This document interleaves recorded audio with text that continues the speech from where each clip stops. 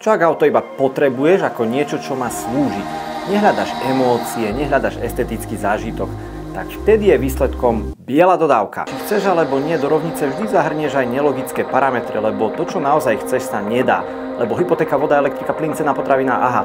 Ten Ford Kuga je predsa len celkom pekné auto. A je to dobré auto, praktické auto, dostatočne výkonné auto. Povedzme, že celkom lacné a má záruku 5 rokov.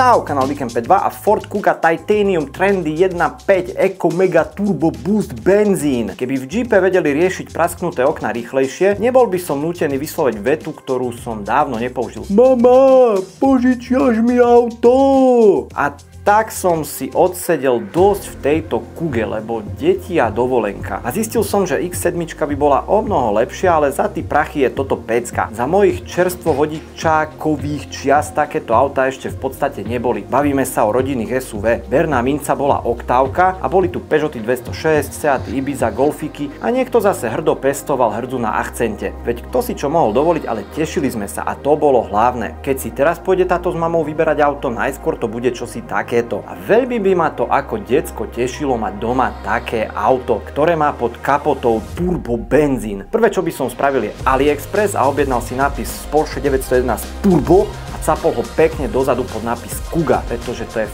frajerina a plus pol kuňa naviac. A keď si mláďa tak nejak tušíš, že rodičia si pôjdu objednať takéto auto, začni šetriť na lepšie repráky a nejako ich presvedč, že ten subwoofer vzadu v kufri až toľko miesta nezaberie. Lebo nápis turbo nestačí, aby si nalákal samičku rovnakého veku do auta, ktoré tak nejak skrátka len je. Ako fakt, dizajn je taký, že nejako to vyzerať musí, nie je to škaredé, nie je to ani unikátne. Zadok ako RAV4 alebo RAV4 ako toto, neviem. Predok mixnutá Tesla s Astonom a celkovo tieto SUV srandy, ktoré sa denne okolo mňa pohybujú, ani neviem nejako extra rozlíšiť. Čo je unikátne blbé, je prístrojovka a rozloženie údajov, respektíve nezobrazovanie údajov a skrátka, to je jedno. Lenže nasadneš do Kugy a nič, žiadna emócia, ale zapneš ju a aha, ona ťa chce hneď vylákať na nejaké to dobrodružstvo do hôr, to sa mi páči. Potom a la Porsche tlačidla okolo riadiacej páky a navolíš režim Sport, pretože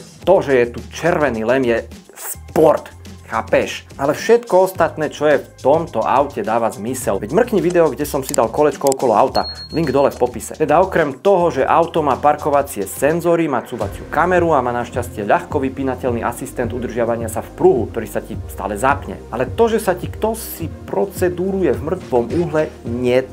To zistíš až vo vyšších výbavách napriek tomu, že všetok hardware pre danú funkciu tu je. Fuck off Ford, toto je škaredý prístup. Ale furt lepší, jak nápad účtovať si mesačný poplatok za vyhrievanie sedadiel. Však BMW. Ale človeka, čo rád premieňa benzín na hluk, ťa samozrejme najviac zaujíma, ako to jazdí. A Kuga jazdí presne tak, ako vyzerá. Žiaden zážitok z jazdy, ale toho auta ani nechceš. Je tu mix rôznych vlastností, ktoré mi k sebe celkom nejdú. Auto je také v celku komfortné, sedadlá síce nie sú žiaden Herman Miller, ale aj na dlhú cestu dostačujúce. Prekvapili ma brzdy, zase hej, oči ti z jamiek nevypadnú, ale toto sa vie slušne zakusnúť a dobre sa to dávkuje. Ale ako je naladený podvozok, z toho som bol najviac zmetený. Asi by to chcelo viac disku a menej gumy, no aj tak. Predajú ti auto, ktoré keď s ním zatočíš v rýchlosti jedným smerom, povieš si, že OK, len s ním nechci rýchlo meniť smer na stranu druhú, lebo vtedy aktivuješ horebirdy mód. Akože keď sa takto chovajú všetky takéto auta, klobúk dole pred ich šoférmi. Jazdím bežne na echt terénnom aute, podvozok pozostáva z dvoch tuhých náprav. Myslel som si, že do čohokoľvek sadnem, budem prekvapený, že ako dobre tu jazdí na asfalte. Ale nie. Jednoducho cena nepustí, keď raz šetríš na komponentoch, nespráva sa to nejako extra dobre. Jasné, nič zlom, je to rodinné SUV, komfort a priestor v rámci budžetu, ale prečo to má potom tak unavujúce riadenie? Dávno som nezažil tak unavujúce šoferovanie ako tu.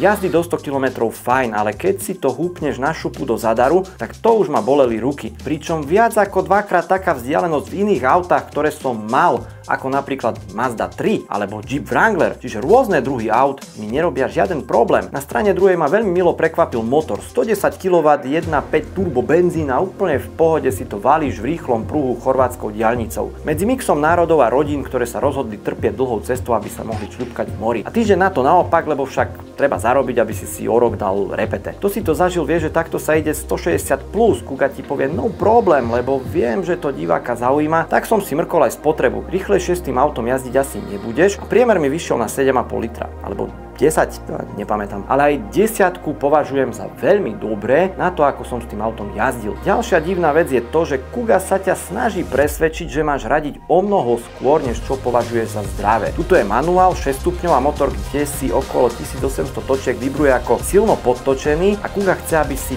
prekvaltoval nahor. Ale on fakt jazdí dobre už tam dole, lenže má istý bod, kde je to vyslovene nepríjemné trasenie. Máš pocit, že trojvalček týraš, ale je to moderný stroj, nerozmýšľaj, iba používaj ako píšu. Ford Kuga je praktická vec, žiadna hračka pre emočne nestabilných jedincov. Nesnaž sa ani len tváriť, že toto má športové jazdné vlastnosti. Kuga je tu od toho, aby ti priniesla niečo oveľa krajšie. Zážitky a radosť z času stráveného s rodinou. Či už na menších výletoch alebo dovolenkách. Lebo do kufra šupneš celý bager a ružového plameniaka. Keď potrebuješ auto, toto môže byť jedna z odpovedí na to, aké. Nechcem tu na rozoberať potrebu vôbec vlastniť auto, ale za Kugu a nie len ju neplať viac, než je nutné. Nikdy to nebude auto, o ktorom snívaš. Príplatkami to auto vie byť lepšie, no čo znamená lepšie? Väčší výkon netreba, táto 1.5 je dostačujúca. Hej, neurve ti krk, keď pridáš, ale stačí. Mal som hneď vedľa tejto Basic Kugy aj verziu Vignale so všetkým. To auto stojí skoro raz toľko, ale nedostaneš raz toľko auta naviac. Nepotrebuješ štvorkolku, nepotrebuješ plug-in, peniaze naviac radšej prejazdi na peknej dovolenke s deťmi. Z toho budeš mať ďaleko lepší pocit, než z fičúriek v aute, ktoré aj tak rýchlo omrzia. Čau!